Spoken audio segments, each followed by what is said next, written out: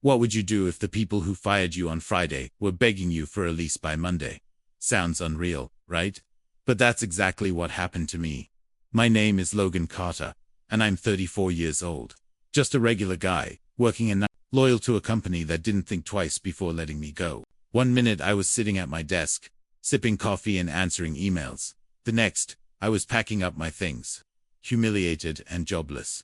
But here's the twist. In just 72 hours, I went from a discarded employee to the owner of the building. They operated from the same office where they signed my termination, became the place where they signed my lease. This is the story of how I turned rejection into revenge, and then into real estate power. Like, comment, share this video, and don't forget to subscribe for more jaw-dropping stories. Friday started like any other, until HR called me in. I remembered the chill in the air that morning, the hum of fluorescent lights above my desk, and the usual buzz of keyboards tapping all around me. My name is Logan Carter, 34 years old, and up until that morning, I thought I had job security. I was the guy who showed up early, stayed late, never missed a deadline. In the 5 years I'd worked at Merriman & Chase, I'd never taken more than 2 sick days. I thought hard work meant something. That Friday felt normal. Coffee in hand, I was midway through my morning email cleanup when I got the ping from HR. Logan, can you stop by conference room B? I blinked. It wasn't unusual to be called into meetings, but something felt off. The message was cold. No subject line, no smiley, just a sentence. I grabbed a notepad, force of habit, and walked down the hallway. Inside the room sat Jennifer from HR and my manager, Tom, both looking like they'd rehearsed something. Jennifer didn't even let me sit before she started reading from a printed paper. Logan, effective immediately, your employment with Merriman & Chase is terminated. Your severance package will be emailed to you by end of day. Your access to company systems is already revoked. That was it. No warning. No feedback. No explanation. I remember feeling weightless, like the floor had disappeared beneath me. I looked at Tom, hoping for a sign that this was some mistake. His eyes didn't meet mine.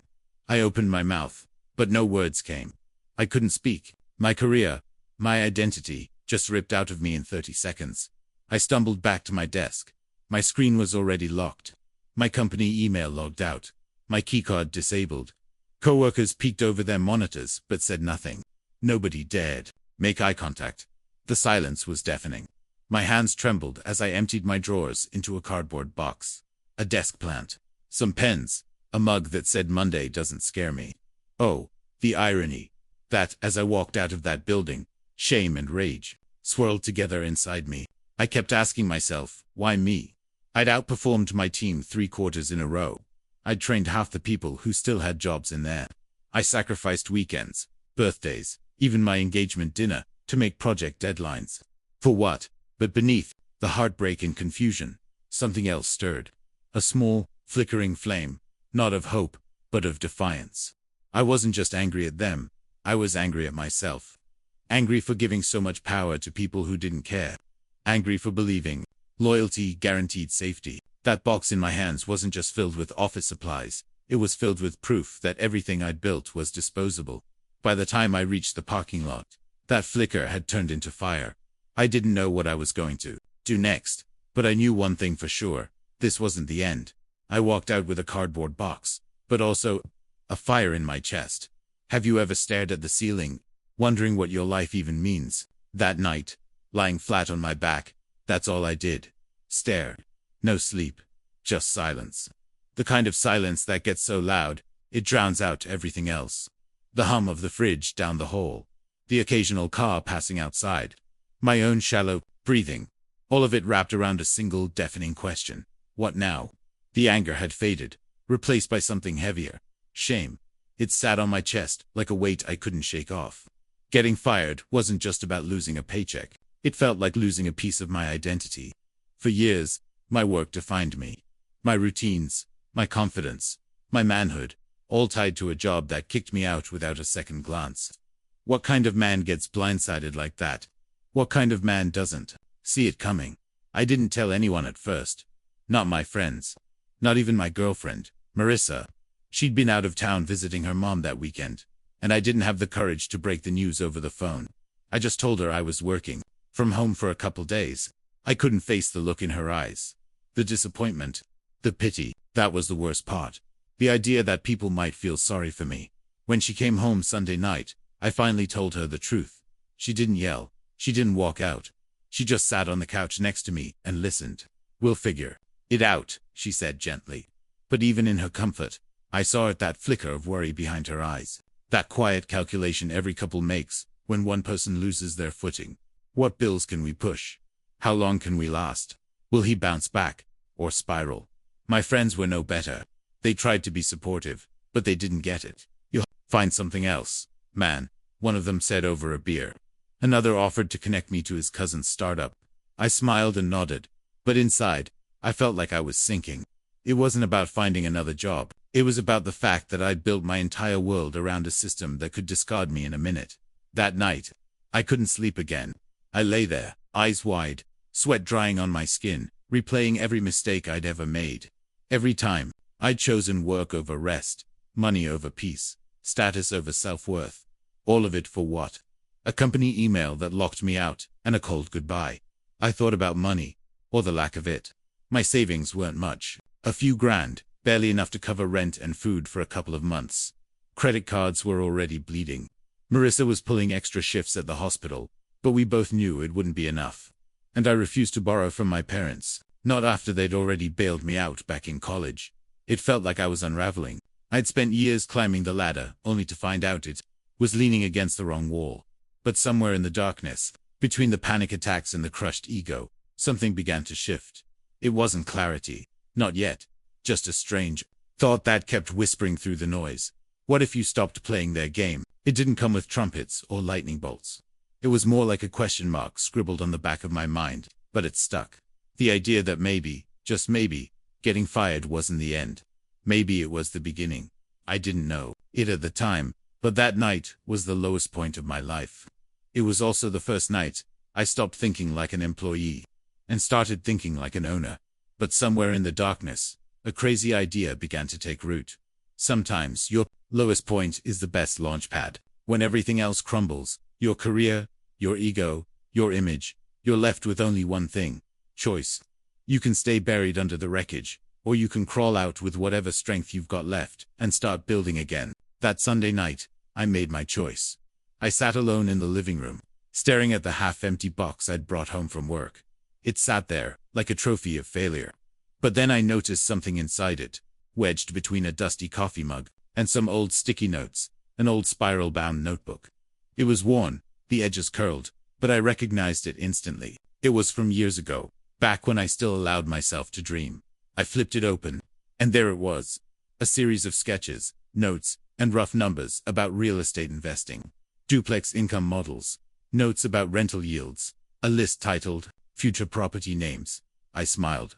I'd written this years ago, back when I still believed in becoming more than just a company man. I'd shelved the idea when life got too busy, which was just another way of saying I got scared. But now, fear had already punched me in the face. What else did I have to lose? I stayed up until 4 a.m. reading, scribbling, planning. I Googled how to become a landlord with no money, lease-to-own real estate, and property hacks for broke beginners. I watched hours of YouTube videos from self-made investors, followed forums, downloaded ebooks. Some of it was fluff, but some of it, gold. The biggest takeaway: I didn't need to buy $1 million house to start. I just needed one smart move, one creative angle, one door. By Monday, I was on a mission. I looked around my apartment and started making a list of everything I didn't need. An old DSLR camera I barely used. That treadmill I swore I'd run on my PlayStation 4 and half the game collection. I took photos, listed everything online, and started selling.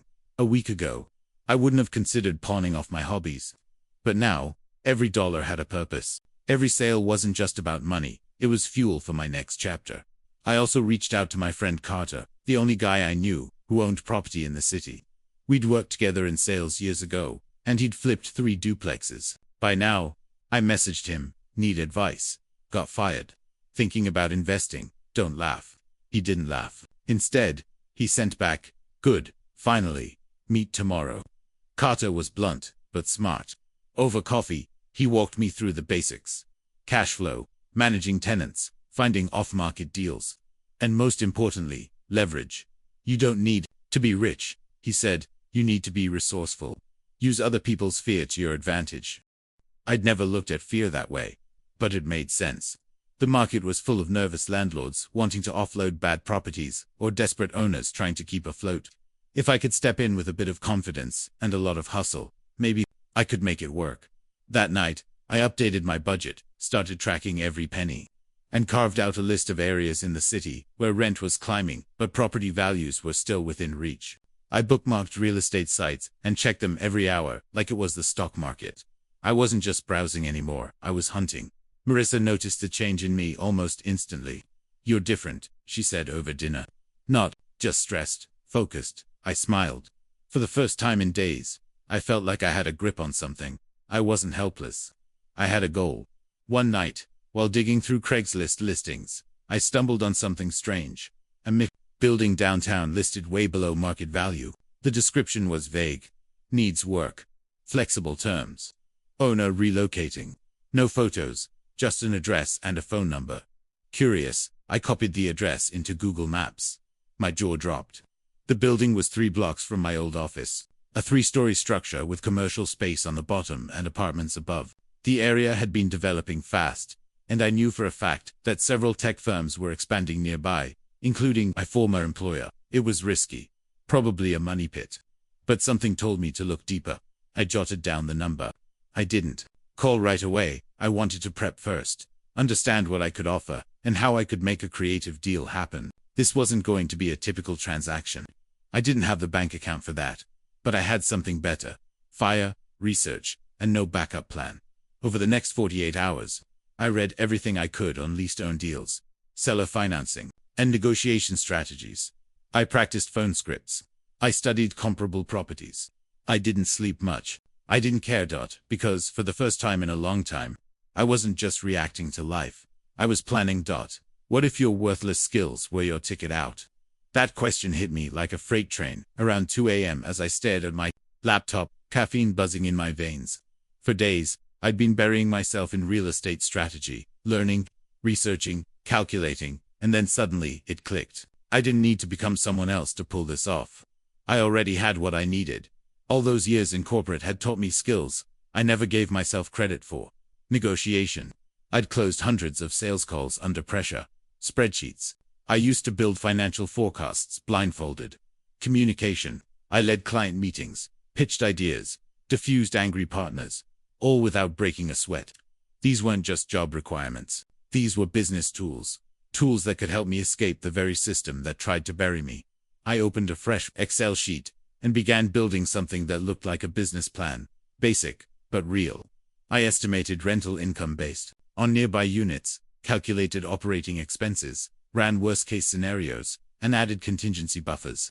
Then I created a section for creative financing strategies, lease-to-own, seller, carryback, even JV joint venture options. By sunrise, I had a plan. Not perfect, but solid enough to pitch. I titled it, Project One Door, because I didn't need to buy an empire. I just needed one door to open. With the direction in place, I started reaching out. I joined 3 real estate forums, 1 local Facebook investor group, and began commenting on threads, asking questions, offering to shadow experienced landlords for free. I didn't pretend to be a pro. I led with humility. Got laid off. Trying to turn things around.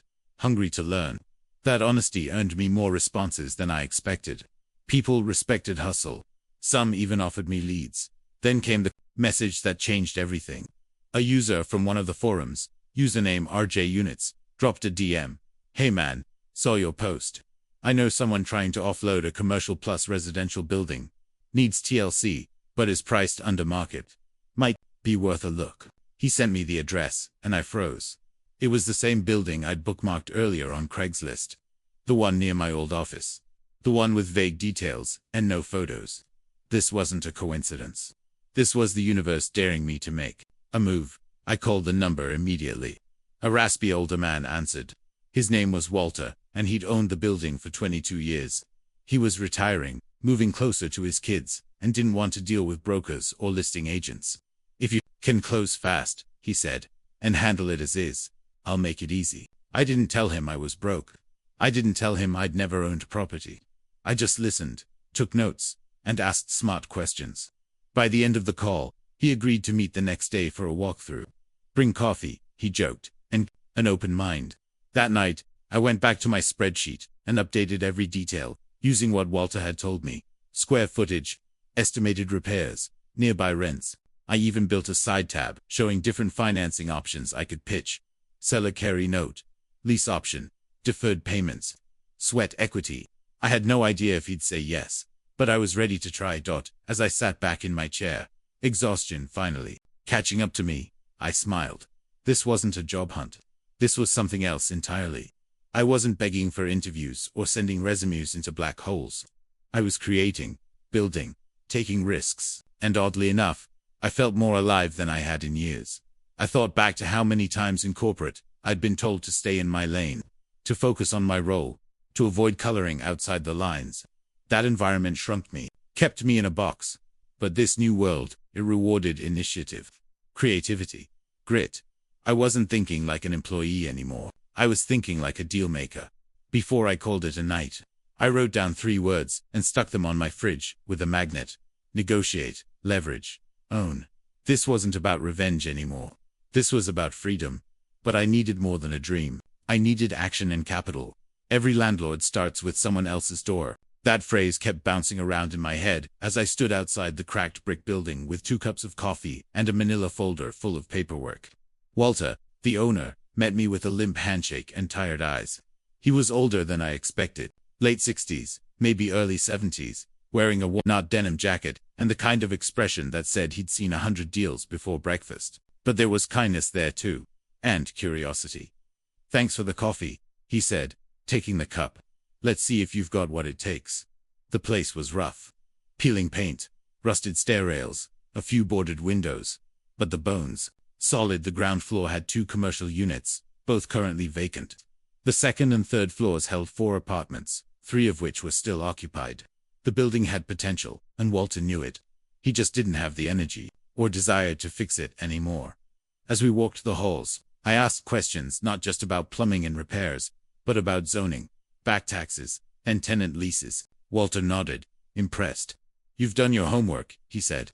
I smiled, trying to hide the nerves in my stomach. Back in his office, I laid out my pitch. I told him I wasn't looking for a traditional sale. I want to take this off your hands, Walter, I said. But I need flexibility. I've got a small down payment and sweat equity. What I can offer is speed, responsibility, and relief. You walk away clean. I take over. He didn't flinch.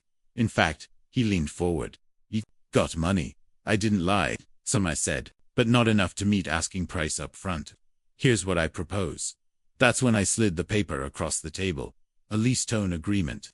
First 12 months would be lease only, giving me time to stabilize the units and improve cash flow. After that, I'd trigger the purchase at an agreed price, with a seller-financed note. No banks, no red tape. Walter studied the paper in silence. And while he did, my mind raced back to the night before, when I drained my savings account. Every last dollar. I sold everything that wasn't nailed down, including my car, trading down to a beat-up sedan just to raise the initial payment. Still short, I swallowed my pride and called Carter, the same friend who first pointed me to the forums. I need $6,000, I told him. Loan. I'll pay you back with interest or partnership equity. There was a pause.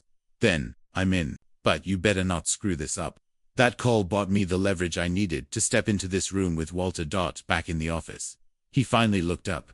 You know what? He said, tapping the folder. Most of the guys who come to me are all flash, trying to lowball or flip fast. But you want to build something. You've got grit. I respect that. He reached across the table. Let's do it. I could have collapsed right there. By Sunday evening, the contract was signed. We met again to notarize it and filed the necessary lease documents with the city. Because of the structure, list own, with documented responsibility for property management. I had legal control of the building as of Monday morning. I was officially a landlord. I didn't have a business card. I didn't even have a desk. But I had keys in my pocket and the fire to make something out of nothing. Monday came fast. I drove to the building with a stack of folders and a clipboard, ready to start the cleanup. As I walked into the office, Space to set up a temporary base. I flipped through the tenant files Walter had left for me. The third name on the list stopped me cold. Merriman and Chase, LLC, Suite 102. My jaw dropped. My former employer, the same one that fired me 3 days ago, was renting space on the ground floor. I double-checked lease terms. Month to month. No renewal signed. Rent due in 7 days. I stared at the paper, stunned, and then I saw the names on the tenant list. Real power comes when you can knock, and they have to answer. That Monday morning, I stood outside the front entrance of the building I now legally controlled. The air smelled like rust and wet concrete. It wasn't pretty. It wasn't polished. But it was mine. After years of polishing presentations for people who barely remembered my name, I was finally doing something real. Gritty. Imperfect. But real. I stepped inside, clipboard in hand, and started my walkthrough. The walls needed paint, the plumbing, wind when tested, and one of the stair rails felt like it could collapse with a sneeze. Still, I wasn't overwhelmed. I felt grounded. Like every crack I patched or bulb I changed was a step toward rebuilding more than just a building. It was rebuilding me. On the second floor, I knocked on a tenant's door. Mrs. King, a retired teacher who'd lived there for 9 years. She opened it with cautious eyes, but relaxed when I introduced myself as the new property manager. "You look young," she said, squinting. "You sure you know what you're doing?" I grinned. "Not yet," I admitted, "but I'm here to make this place better." She smiled and let me check the radiator. "The last guy never fixed anything," she muttered. "We'll see if you're different." That was my first field test, proving I wasn't some fly-by-night landlord who'd vanish after the first rent check. I took notes on repairs and told her I'd return with updates. As I made my way downstairs, my phone buzzed, a reminder to inspect Suite 102, the ground floor commercial unit. Merriman and Chase. My old job. I paused outside the frosted glass door, their logo still shown in silver against the glass. Sleek, arrogant, expensive. I knocked twice. The door creaked open. And there he was. Tom. My ex-manager. His expression went from curious to shocked in 2 seconds flat. "Logan," he said, almost laughing. What are you doing here?" I smiled calmly. "I'm the new landlord. Just stopping by to say hello and to check the condition of the space." He blinked. You're the landlord." I nodded. "Lease agreement finalized over the weekend. I'm overseeing the property now.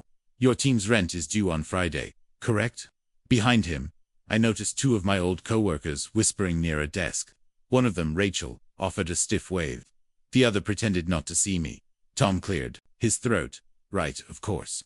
We've been meaning to renegotiate terms, actually. Maybe we can schedule something." "Sure," I replied. "Send me a proposal. I'll review it." I turned toward the hallway. "By the way, the back sink has a leak. Maintenance request will be on your desk by noon." As I walked away, I felt their eyes burning into my back. It wasn't revenge I felt. It was clarity. They still saw me as an employee. I wasn't. I was the person they had to email now. I was the name on the lease. I held the keys.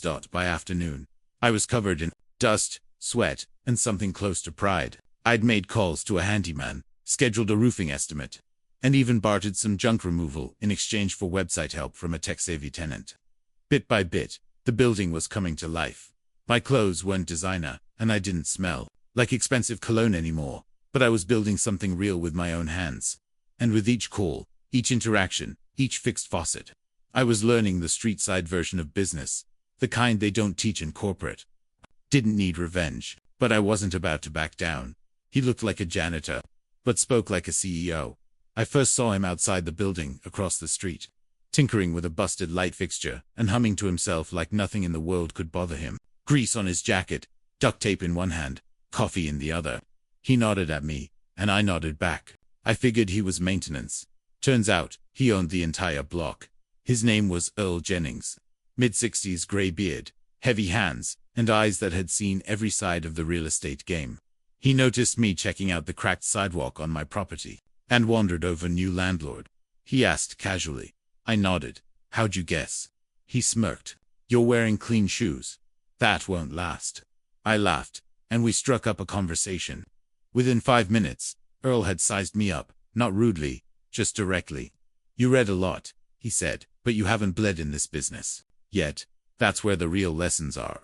I admitted I was new, trying to figure things out on the fly. I told him about the lease-to-own deal, my tenants, even the surprise of finding my old employer downstairs. He listened without interruption, sipping his coffee. When I finished, he gave a slow nod. "You've got hustle," he said. "That'll keep you afloat. But you're thinking too small. One building won't change your life, but one mindset." Will. That line stuck out for the next few days. Earl became my unexpected mentor. We'd meet on the curb or inside his cluttered office, where folders and keys littered the desk like war maps. No fancy software, no Zoom calls, just pen, paper, and power plays. He taught me things I'd never read online.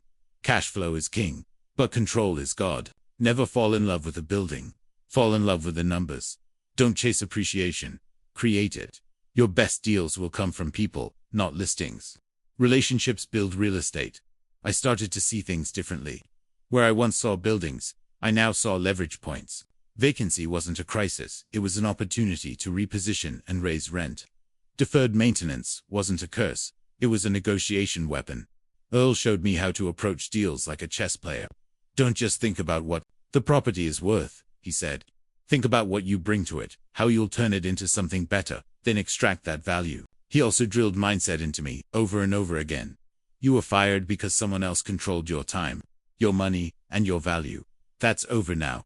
Real estate ain't about bricks. It's about freedom. One afternoon, he tossed me a ring of spare keys. "Go open to 11B, he said. "That's my ugliest unit. Tell me how you'd fix it, with $500 or less." I did. The next day, he handed me a folder. "Good instincts," he said. "Now go do it in your building." He never once offered me money. What he gave me was worth more. Belief, perspective, and strategy. I started keeping a journal of everything he said. I didn't just want to survive in this business. I wanted to thrive. Own more, scale, teach others. Someday, Earl made me believe I could. By the end of the week, I found myself walking differently, thinking bigger, talking sharper. I wasn't reacting anymore. I was no longer playing defense. I was building empires. One deal can change your zip code and your life. That's what Earl said one morning while flipping through my handwritten rent ledger.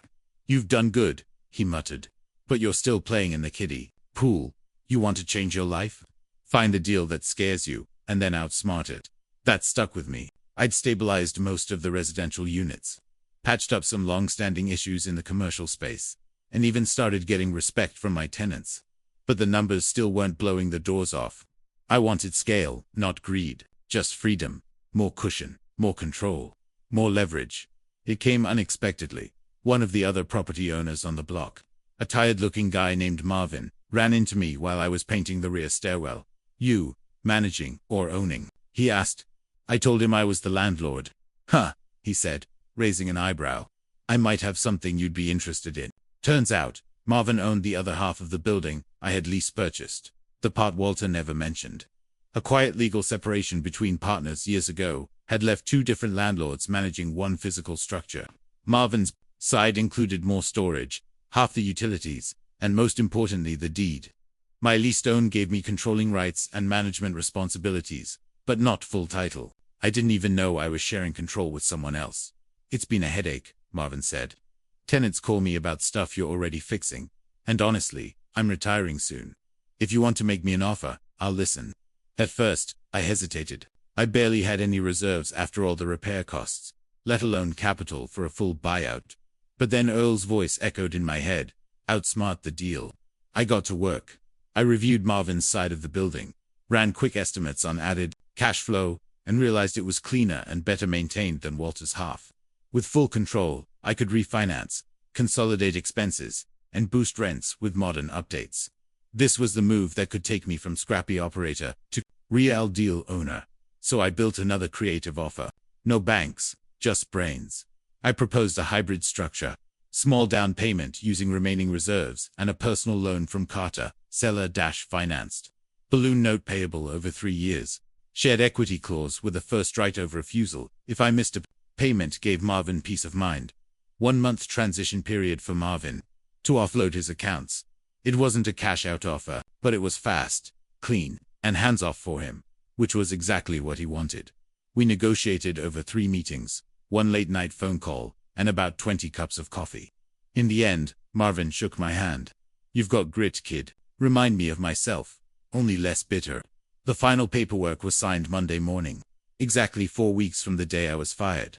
I walked out of the county clerk's office with a deed in my hand, and a title that couldn't be taken away. Owner. I was now the sole landlord of the entire property, including the office my old boss still leased. No middlemen, no shared ownership, no more leasing on my end, just me, the building, and a new life I'd carved out with nothing but hustle, spreadsheets, and the ability to outwork failure. And as I walked back through those glass doors, past the silver Merriman and Chase logo, I didn't feel nervous or angry or small. I didn't just walk back into the building. I owned it now. Power flips are never peaceful, especially when the people who once sat above you now have to go through you. That tension. You can feel it in the room before anyone says a word, like static in the air before a lightning strike. And that's exactly how it felt when Tom, my old manager, scheduled a lease renewal discussion and walked into my office like he still owned the place. He didn't knock, just strolled in with his usual smugness, clipboard in hand. "Logan," he said casually, taking a seat without being invited, "I think we can come to a fair agreement. We've been a reliable tenant, and we'd like to lock in another 12 months, at the same rate, of course." I sat across from him and said nothing for a moment, letting the silence work in my favor. He tapped his pen. I finally leaned forward and asked, "Are you aware the property has changed hands? You're not negotiating with a building manager anymore. You're negotiating with the owner." He chuckled, like it was some kind of joke. "Right, I get it. Big upgrade for you. But listen, we're still one of the biggest names on this block. It's in your best interest to keep us happy." There it was, the tone, the subtle condescension, the leftover arrogance. He still thought of me as the guy who used to fetch client decks and sit through 4 p.m. status meetings without a voice. But that guy was gone. I laid out the facts. Their lease had expired. Their rent was below market rate. Their office had violated 3 maintenance clauses under the previous lease. And now, all new tenants, including them, were required to sign under my updated terms, which included a rent adjustment, service responsibility updates, and strict 30-day late penalties. He blinked. "I understand this might feel like a shift," I said coolly, "but I'm running a business, not giving discounts to people who left me in the cold." Tom tried to regain footing. "You don't want to start your little landlord career by upsetting a client like us. We've got reach. People talk." I almost laughed. "Reach? They didn't even reach out to apologize when they let me go." Still, I kept calm. I wasn't about to get dragged into an emotional street fight. I'd already won. Now, I needed to play it like a professional, but firm. "There's no emotion in this, Tom," I said. "This isn't about what happened on Friday. This is Monday business. If Merriman and Chase want to stay, they'll sign the new lease by Friday at noon. If not, we'll begin vacancy proceedings on Monday." His face twitched. The weight of the shift hit him. He wasn't talking to Logan the employee anymore. He was talking to Logan the owner. The man with the keys. "You've changed," he said. "No," I replied, standing up. "I've just stopped asking for permission." He stood slowly, gathering his things. "We'll think about it," he said, a weak attempt to regain control. I didn't respond, just held the door open. After he left, I sat down, heart still racing. Not from fear, from adrenaline. That conversation was more than a lease negotiation. It was a shift in identity. A final closure on the version of me who tolerated disrespect for a paycheck, but I also knew I had to tread carefully. Power without discipline becomes chaos. I had one shot to send a message, not just to Tom, but to everyone watching. This isn't personal, this is business. And I had one chance to make a statement, without losing control. When the door you walked out of becomes the one you own, something changes deep inside you. Not just your paycheck, not just your title. Your entire sense of self realigns. You stop chasing validation, because you realize you've built something that can't be taken with a pink slip. The Friday they fired me, I walked out that door with a cardboard box, and my pride in pieces. Now, I walked back through that same door, with a signed lease in my hand, and authority in my step. But I didn't come to gloat. I came with purpose. Over the next few weeks, I quietly began extending opportunities to people who, like me, had been discarded or overlooked. Not everyone from my old job was part of the problem. Some were just stuck, competent, loyal, but underpaid and overworked. I started with Rachel. I met her for coffee and offered her a part-time consulting role, social media and marketing for my growing rental portfolio. She jumped at the chance. Honestly, I thought you'd never speak to me again, she said. I shrugged. We all get caught in the machine. I just got lucky enough to be thrown out. Another former coworker, Darnell, reached out on LinkedIn. After hearing what I'd done, he'd been laid off 2 months after me. I brought him in as a part-time property scout, paying him a referral fee for every off-market deal he brought in. Within a month, he found me a duplex 2 neighborhoods over, and we closed on it together as partners. It felt good, not just to grow, but to lift others as I climbed. I wasn't trying to prove anything to Merriman and Chase anymore. I had already moved past them. But the ripple effect of what I'd built, that was personal. The building itself was transforming too. Fresh paint, working lights, even a new lobby sign. Tenants started saying hello when they passed me in the hallway.